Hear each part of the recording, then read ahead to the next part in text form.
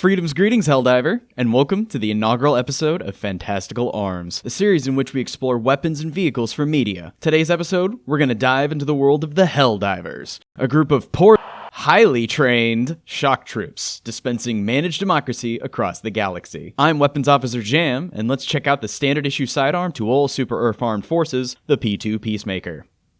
Before we jump into the weapon, let's talk about pistol use in the military. The use of pistols in military service goes back to the mid-1800s. Handguns had existed, but basically were too impractical for any use as it was too difficult to reload after every shot. But with the invention of revolvers and repeating handguns, this would lead to officers and cavalrymen putting aside their sabers and picking up a pistol. This practice would continue into the 20th century, with militaries issuing handguns as the primary weapon to officers and as defensive weapons for support troops or police.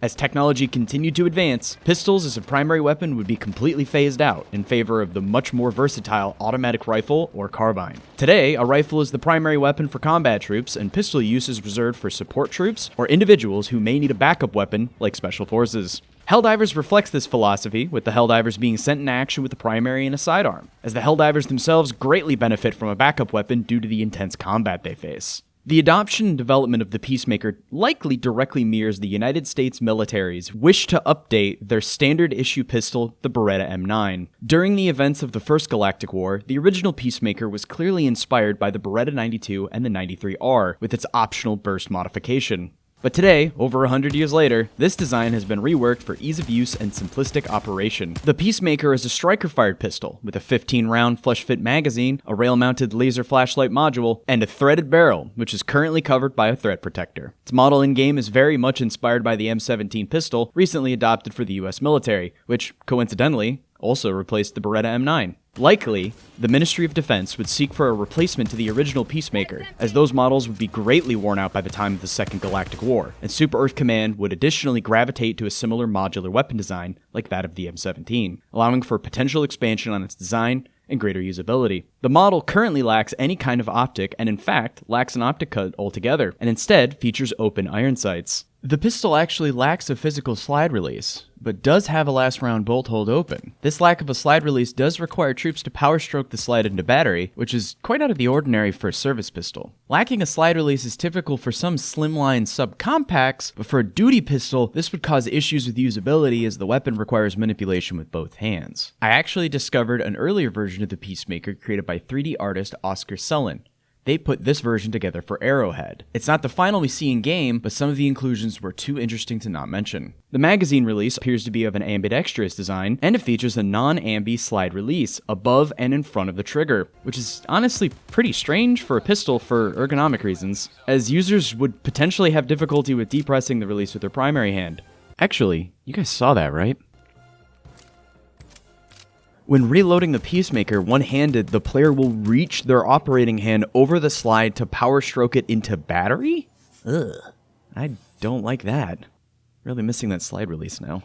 However, the stippling on the front of the oversized trigger guard leads me to believe that the weapon was designed to be fired with one hand using the trigger guard as a vertical grip, then upon reloading, engaging the slide release with their off hand instead. But they don't actually do this in games, so lame. The slide also appears to have some kind of a cutout on the left side of the slide, at almost the exact location of the ejection port. This could mean that troops of SEAF could simply swap out a section of the slide to change the ejection to go leftward. This would make the weapon slightly easier to use for lefties, but I still don't see that being too much of a benefit for the shooter.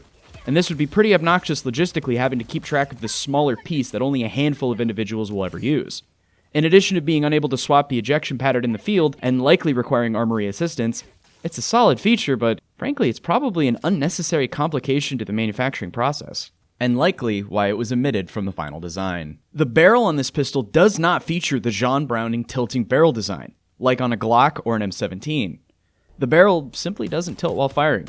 This probably explains the more significant bulk of the weapon, but should also cut down on the snappiness of the recoil during operation. In fact, the pistol might actually utilize a system similar to the German P-38, where the barrel and slide move rearward slightly before a locking piece stops the barrel from moving, and the slide continues its operation until finishing a cycle. Interestingly enough, however, the Peacemaker appears to feature a push-button manual safety in the trigger guard, as opposed to a Glock-style trigger safety or a frame-mounted safety like on an M1911. The safety is almost directly inspired by the one used on the World War II variant of M1 carbines.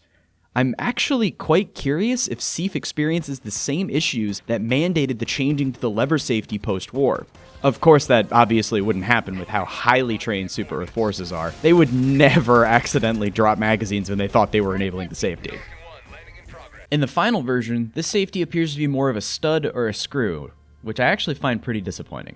The final version features a Glock-style slide lock tab for removal of the slide from the frame, and if you look closely, you can even see a slight gap between the frame and the slide, which is an incredibly specific detail to Glock-style handguns since the slide actually doesn't run on the frame, but a metal insert sitting inside of it. The caliber for the Peacemaker is pretty clear, with its lower damage, double-stack magazine, and ample supply of reserve ammunition. I don't think it can be anything other than 9mm. Which isn't all that surprising, but it is fun to think how at the time of the game, this caliber is 282 years old. Within Helldivers 2, the Peacemaker functions as the starting sidearm to all newly recruited Helldivers, and as such, is unlocked immediately. This weapon is very much the epitome of a starter weapon. It is almost directly overshadowed by all other available sidearms, and is naturally forgettable when compared to every other weapon available. Its one-handed trait does give it more utility when traversing planets with a hard drive, or if a Helldiver elects to bring a ballistic shield, but there are just more usable or stronger weapons available that fit this niche. Unless I guess you want to cosplay as like Blitz or Fuse from Rainbow Six Siege. Its lethality is frankly laughable at times. Scavengers and basic bots will shrug off a few hits before going down, and when playing on higher difficulties, using this pistol against anything bigger than that can sometimes feeling like throwing an apple at a rhinoceros.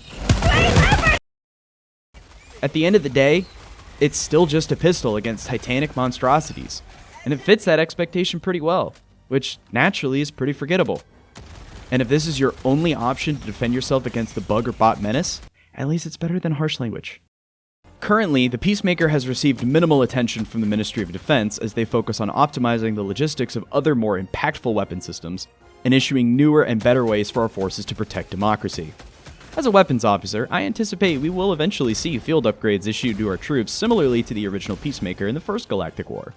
The design is simply asking for a chassis system upgrade, increasing the lethality of this sidearm to that of a personal defense weapon, potentially utilizing full auto or burst fire, extended magazines, maybe even some enhancements to our ammunition.